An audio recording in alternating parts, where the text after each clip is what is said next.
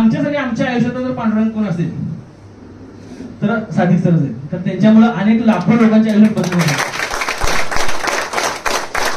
तर त्या पांडुरंगाला जर बघायचं असेल तर एक भक्तिमय वातावरण सुद्धा आपण करूया. आणि खरोखर तुम्हाला सुद्धा मनात इच्छा असेल की तुमच्या नातेवाईकांच्यातली लोक, मित्र परिवार किंवा गावातील लोक वारीला गेले असतील ना, तुमच्या ओळखीचे लोक वारीला गेले की नाही, अशी थोडीफार भावना तयार झाली असेल की आपण वारीला जायला पाहिजे होतं, होतं नाही. ही 2 दिवसाची तुमची एक वारीच होती. तुम्हाला सुद्धा पंढरपूर त्या पांडुरंगाने पाठवले. हे करा. आणि तुमच्या भागातील जे लोक वेगवेगळ्या व्याधीमध्ये आहेत, ज्या बहिणी कुठं कुठं देवाजवळ नाक टेकायला बाबा हे काय तर ह्या मला पिढ्यात न वाचव आणि कोणतरी देवदूत पाठवा, असं तुम्हाला देवदूत बनवण्यासाठी इथं पाठवलेलं आहे.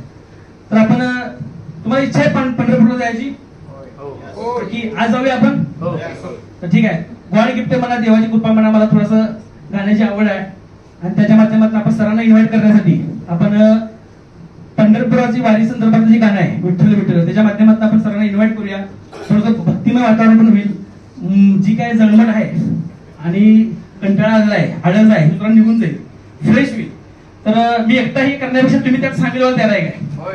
तर त्या संगीतासोबत तुमचं गाणं आणि तुमचा आवाज नसा चालतो, पण टाळ्या तरी तुमच्या पाहिजे. टाळ्या अशा पाहिजेत की जिवंत माणूस जसा टाळ्या वाजवतो तशा, नुसता टाळ्या नको, ह्याचा आवाज आवाज यायला पाहिजे असं काय नाही, असं नको.